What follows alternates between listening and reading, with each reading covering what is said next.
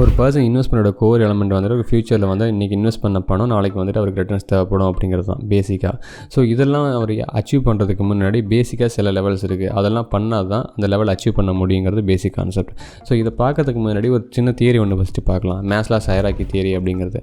மேஸ்லாஸ் hierarchy theory அப்படிங்கிறது Abraham Maslow அப்படிங்கிறது 1943 release பண்ணுற ஒரு பேப்பர்.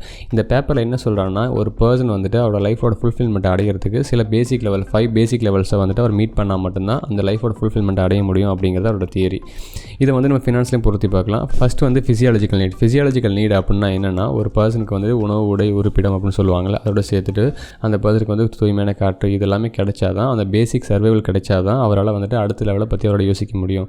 ஃபஸ்ட்டு இந்த ஃபிசியாலஜிக்கல் நீடுக்கு அவர் கிடைக்கிறப்ப தான் அடுத்து வந்து ஃபுல் பொட்டன்ஷியலாக வந்துட்டு அடுத்தடுத்த லெவலை பற்றி அவர் யோசிக்க முடியும். இந்த பேசிக் எலமெண்ட் இல்லாமல் அவரால் வந்து லைஃப்பில் எதையும் அச்சீவ் பண்ண முடியாது அப்படிங்கிறது ஃபஸ்ட்டு ஃபிசியாலஜிக்கல் நீடுங்கிறது ஃபஸ்ட்டு பாயிண்ட். செகண்ட் வந்துட்டு சேஃப்டி நீட்ஸ். சேஃப்டி நீட்ஸ்னால் என்னென்னா, இந்த ஃபஸ்ட்டு சர்வைவல் முடிஞ்சதுக்கு அப்புறம் அந்த பர்சன் வந்துட்டு தான் இருக்கிற ஏரியாவில் வந்துட்டு அவருக்கு ஒரு ஷெல்டருக்கு கீழே இருக்கணும். அட்லீஸ்ட் வந்து அவருக்கு சுற்றி இருக்க சரௌண்டிங்கில் வந்துட்டு ஒரு செக்யூரிட்டி இருக்கணும். அது மாதிரி வந்து கார்டிங் எல்லா ஃபெசிலிட்டிஸும் இருந்ததுக்கு அப்புறம் தான் அவரால் வந்துட்டு இப்போ இருக்க மாடர்ன் சேஃப்டி என்னென்னு பார்த்தோம்னா, அவருக்கு வந்துட்டு ஜாப் செக்யூரிட்டி இருக்கணும், ஸ்டேபிளான இன்கம் இருக்கணும், அவருக்கு நல்ல சேவிங்ஸ் இருக்கணும். இதெல்லாம் இருந்தால் தான் அவரால் அடுத்த லெவலை பற்றி யோசிக்க முடியும். இந்த பேசிக் சர்வைவலுக்கு அப்புறம் அவருக்கு வந்து சேஃப்டி நீடு இருந்தால் தான் அவரால் அடுத்த லெவல் அச்சீவ்மெண்ட்ஸோ இல்லை ரிமைனிங் இருக்க எல்லா லெவல்ஸையும் அவரால் யோசிக்க முடியும் அப்படிங்கிறது தியரி. அடுத்து வந்து லவ் அண்ட் பிலாங்கிங்ஸ் நீட்ஸ் அப்படின்னா என்னென்னா, ஒரு பர்சனுக்கு வந்துட்டு செக்யூரிட்டி ஃபஸ்ட்டு வந்து பேசிக் செக்யூரிட்டி இருந்தால் தான் அடுத்து வந்துட்டு அவரால் வந்துட்டு சுற்றி இருக்க சரௌண்டிங்கில் இருக்கலாம், அவர் ஃப்ரெண்ட்ஷிப்பாக இருக்கலாம், இல்லை வந்து உங்களுக்கு நல்ல ஒரு ஃபேமிலியாக இருக்கலாம். இந்த ஃபேமிலிஸ் எல்லாருமே இருக்கிறப்ப தான் அவரால் வந்துட்டு அடுத்த லெவலை பற்றி யோசிக்க முடியும். இந்த சரௌண்டிங் இந்த ஃபேமிலியிலே ஒரு ரொம்ப பிரச்சனை இருக்கிறப்போ அவர் வந்து ரொம்ப லோன்லியாக ஃபீல் பண்ணுவார், ரொம்ப டிப்ரெஷனில் இருப்பார். ஸோ இதில் இந்த பேசிக் நீட்ஸ் அவருக்கு இல்லைன்னா அவர் வந்து ஸ்டாக்னண்ட்டாக இந்த லெவலே இருந்துருவார். ஸோ இதெல்லாம் அவருக்கு வந்துட்டு கம்ப்ளீட்டாக முழுமை பெற்றால் தான் அவரால் வந்துட்டு அடுத்த லெவலை பற்றி யோசிக்க முடியும். இதுதான் வந்துட்டு 3வது லெவல். அடுத்து வந்துட்டு எஸ்டீம் நீட்ஸ் அப்படிங்கிறது. எஸ்டீம் நீட்ஸ் அப்படின்னா என்னென்னா, ஒரு பர்சனுக்கு வந்துட்டு அவருக்கு இருக்க ஏரியாவில் வந்துட்டு நல்ல ரெக்கக்னிஷன் கிடைக்கணும், நல்ல ஒரு ஸ்டேட்டஸ் கிடைக்கணும், நல்ல ஒரு ஃபேமாக இருக்கணும் அப்படிங்கிறது அவரோட ஐடியாவாக இருக்கும். எல்லாருக்குமே அந்த இது இருக்கும். ஒரு நல்ல ஸ்டேட்டஸ் இருக்கிறப்போ நல்லா எல்லோரும் மதிப்பாங்க அப்படிங்கிறது வந்துட்டு அவரோட இதாக இருக்கும். ஸோ இதெல்லாம் இந்த 4 ஸ்டெப்ஸ் அவர் தாண்டினா தான் அடுத்த லெவலில் வந்துட்டு அவரால் மீட் பண்ண முடியும் அப்படிங்கிறது பேசிக் தியரி. லாஸ்ட் ஒன்று வந்துட்டு செல்ஃப் ஆக்சுவலைசேஷன். செல்ஃப் ஆக்சுவலைசேஷன்னா அவரோட ஃபுல் பொட்டன்ஷியலை வந்து அடைகிறாரு. எப்படின்னு கேட்டிங்கன்னா, ஒரு பர்சன் வந்துட்டு நிறைய விஷயத்தில் அவர் வந்து கடந்து வந்திருப்பார். இந்த பேசிக் வந்துட்டு இந்த ஃபஸ்ட்டு இந்த 4மே வந்துட்டு டிஃபிஷியன்சி அப்படின்னு சொல்லுவாங்க, டிஃபிஷியன்சி ஸ்டேஜ் அப்படின்னு சொல்லுவாங்க. இப்போ செல்ஃப் ஆக்சுவலைசேஷன் அப்படிங்கிறது வந்து க்ரோத் ஸ்டேஜ் அப்படின்னு சொல்லுவாங்க. ஏன் க்ரோத் ஸ்டேஜ்னா, இங்கே தான் வந்துட்டு ஃபுல் பொட்டன்ஷியல் அடைகிறார், ஃபுல்ஃபில்மெண்ட் அடைகிறார் அப்படிங்கிறது.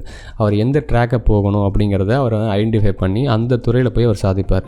ஸோ இது இந்த பேசிக் 4 எலமெண்ட் முடிஞ்சால் தான் அவரால் அந்த ஃபுல்ஃபில்மெண்ட்டை அடைய முடியும் அப்படிங்கிறது பேசிக் தியரி.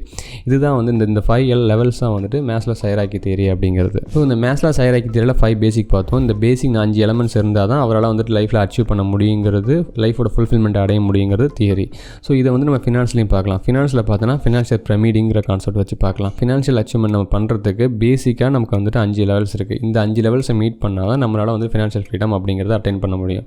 இப்போ ஃபஸ்ட்டு வந்துட்டு அந்த பிரமிடிங் கான்செப்ட்டில் முதல்ல வந்து பார்த்தோன்னா ப்ரொடெக்ஷன் அப்படின்னா என்னென்னா, ஒரு பர்சனுக்கு வந்து பேசிக்காக வந்து emergency fund any point of டைமில் அவர் வச்சிருக்கணும். எதுக்காக கேட்டால், இப்போ வந்து கோவிட் சுச்சுவேஷன் வந்துச்சு, அதில் பார்த்தோம் ஒரு அன்சர்டனிட்டி இருந்துச்சு, ஜாப் இன்செக்யூரிட்டிஸ் இருந்துச்சு. இப்போ லே ஆஃப் பார்க்குறோம், நிறைய இதில் வந்துட்டு கம்பெனிஸில் வந்து லே ஆஃப் பண்ணுறாங்க. இதுமாரி அன்சர்டனிட்டி இருந்துகிட்டே இருக்கிறப்போ அவரால் வந்துட்டு அடுத்த லெவல் இன்வெஸ்ட்மெண்ட்டை பற்றி யோசிக்கவே முடியாது. ஸோ அவர் வந்துட்டு பேசிக்காக அவர் வந்துட்டு ஒரு பர்சன் வந்து ஒரு ஆஃபீஸில் ஒர்க் பண்ணுறவர் அப்படின்னா அவர் வந்துட்டு ஒரு 6 to 9 months அவரோட பேசிக் சேலரியை வந்து மந்த்லி சேலரியை வந்துட்டு அவர் வந்துட்டு இன்வெஸ்ட் பண்ணுவோம். டெட் ஃபண்டில் இல்லை எஃப்டியில் வந்து பார்க் பண்ணி வச்சிருக்கணும். இதே ஒரு பர்சன் வந்து ஃப்ரீலான்ஸில் ஒர்க் பண்ணுறாரு அப்படிங்கிற சுச்சுவேஷனில் அந்த பர்சன் வந்துட்டு 9 to 12 months அவரோட சேலரியை வந்துட்டு டெட் ஃபண்டில் இல்லை எஃப்டியில் வந்துட்டு பார்க் பண்ணி வச்சிருக்கணும்.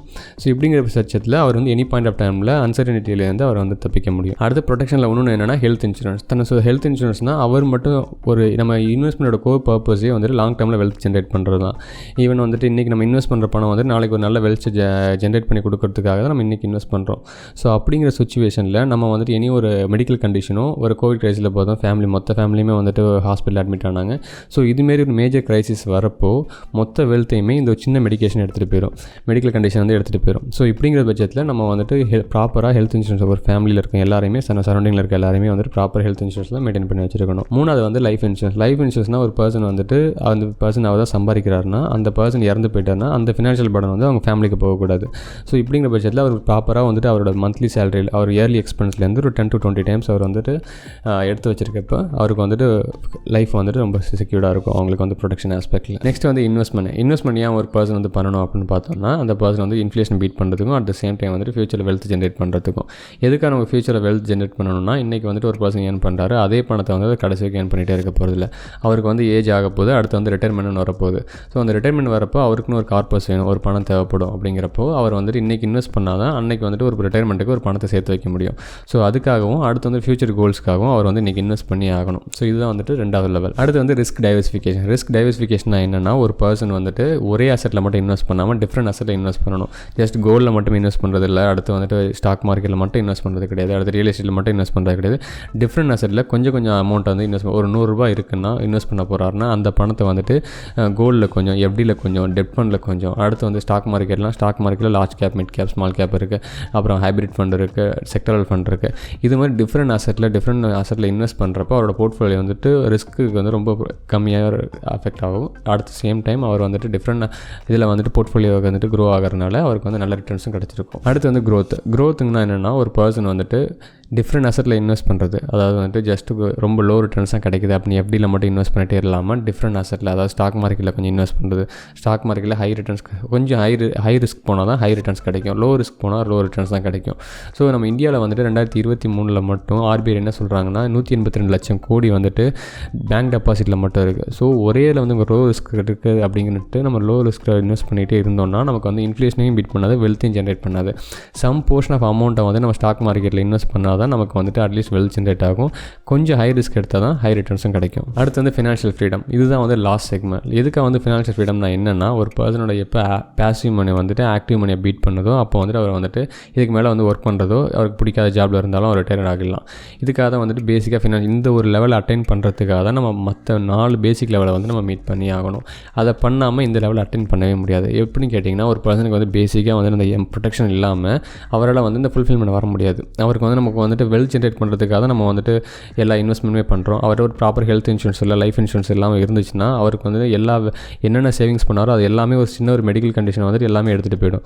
ஸோ இப்படிங்கிற பட்சத்தில் நமக்கு வந்து இந்த பேசிக் லெவல்ஸ் அவர் மீட் பண்ணால் மட்டும்தான் இந்த ஃபினான்ஷியல் ஃப்ரீடமாக அவரால் அட்டைன் பண்ண முடியும். ஸோ இப்படி தான் வந்துட்டு லைஃபாக இருந்தாலும் சரி, ஹியூமன் லைஃபாக இருந்தாலும் சரி, அந்த மேஸ்லோ ஹைரார்கி தியரி அப்படி தான் ஒர்க் ஆகுது, ஃபினான்ஸ் செக்மெண்ட் அப்படி தான் ஒர்க் ஆகுது. ஸோ இதுதான் 2 கம்பேரிசன் பண்ணி பார்த்துருந்தோம். பாய்.